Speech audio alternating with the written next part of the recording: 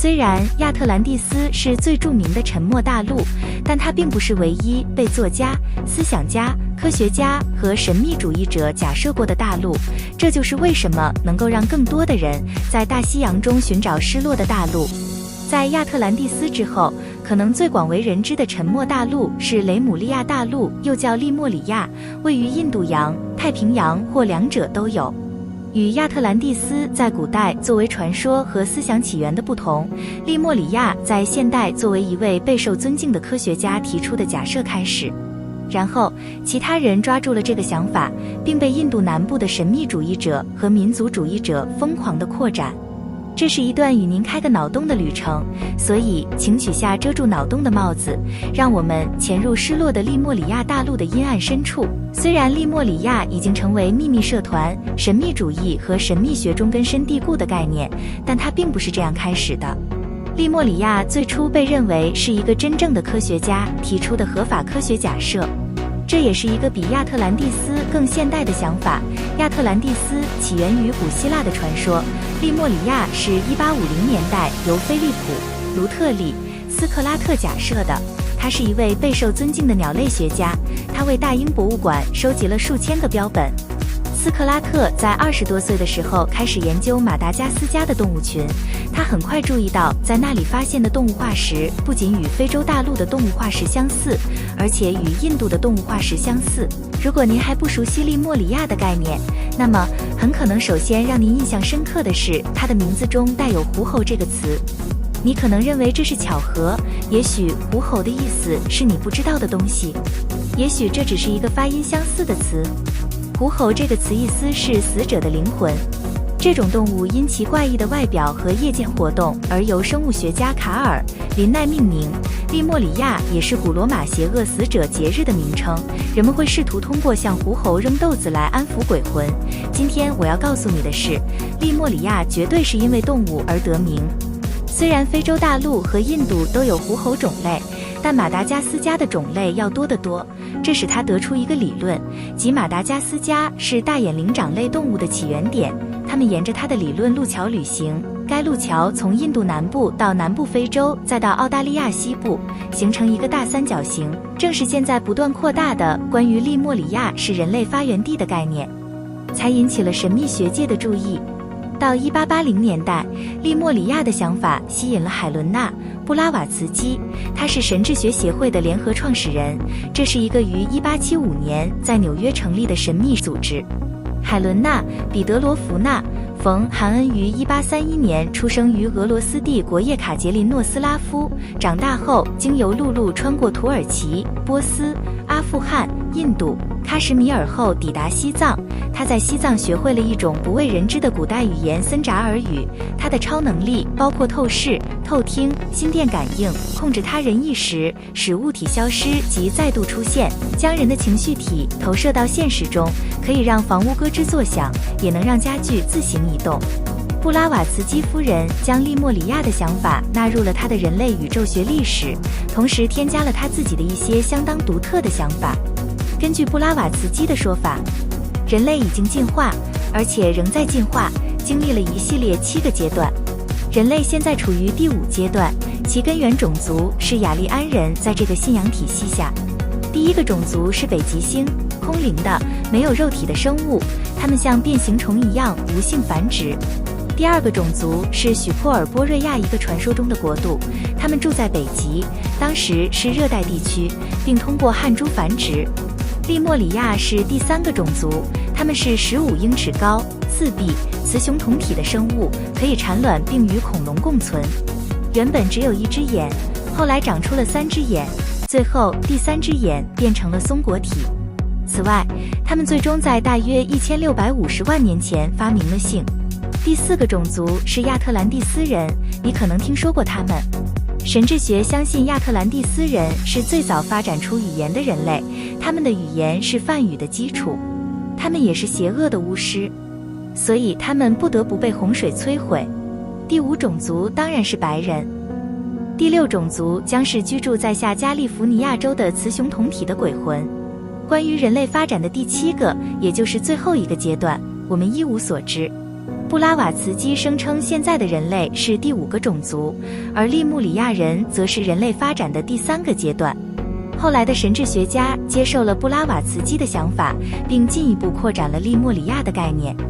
或许关于这个主题的最著名的神智学著作是威廉·斯科特·埃利奥特1904年的作品《失落的利莫里亚》，其中包括一张地图，显示当前的利莫里亚概念远不止提出的简单路桥。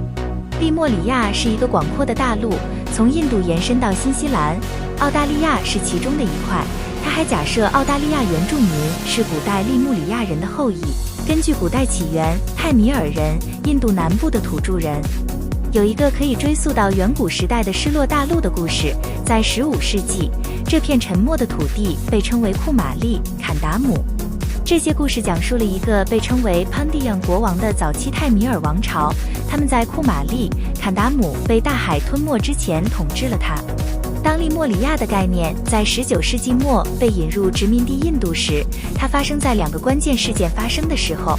泰米尔文化复兴正在发生，这导致泰米尔民俗融入对历史的公认理解和泰米尔民族主义的兴起。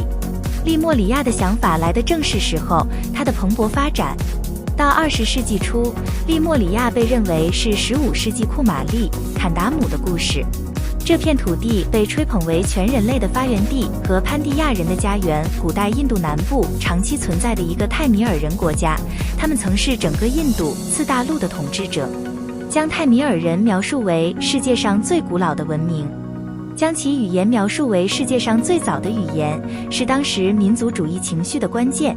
西方人不相信古代梵文传说，并认为它们仅仅作为睡前故事。这里有大量证据证明，听起来很疯狂的一些传说，实际上是真实的一个例子。罗摩王子为救被兰卡魔王拉法掳走的爱妻悉达，得到神猴哈纽曼帮助，由侯军花了5天筑出罗摩桥，终的深入斯里兰卡与魔王拉法大战，救回爱妻。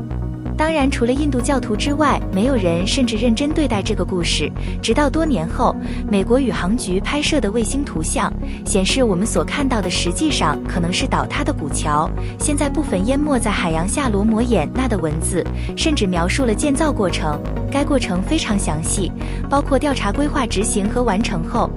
所有这些都是每个建造过程的基本部分。文字详细介绍了用于建造的所有材料和所有类型的树木。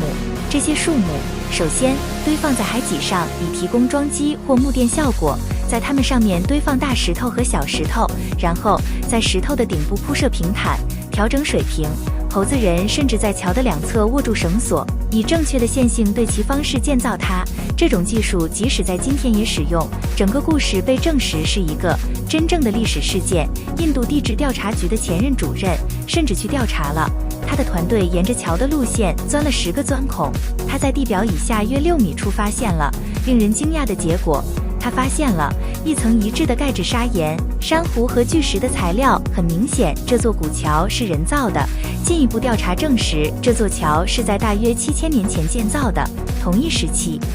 罗摩衍那是根据当时的记录写成的。其他科学家也进行研究后，同时也同意这座桥是人造的，相信它建于170万年前，现代人类甚至不存在的时代。按照进化论，这是直立人的时代，比尼安德特人早。虽然他们没有建造任何东西所需的智力能力，但他们有体力去做这件事。如果有像喇嘛这样的古代高等生物，这些生物是否可以指导直立人建造它呢？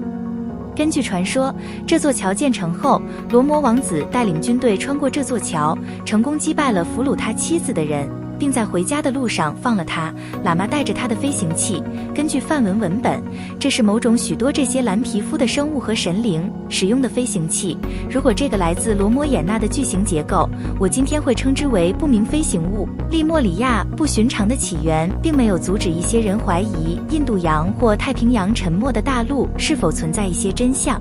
有趣的是，2013年，地质学家在印度洋毛里求斯附近的一个大陆架上发现了花岗岩碎片，大陆地壳中的一种常见岩石。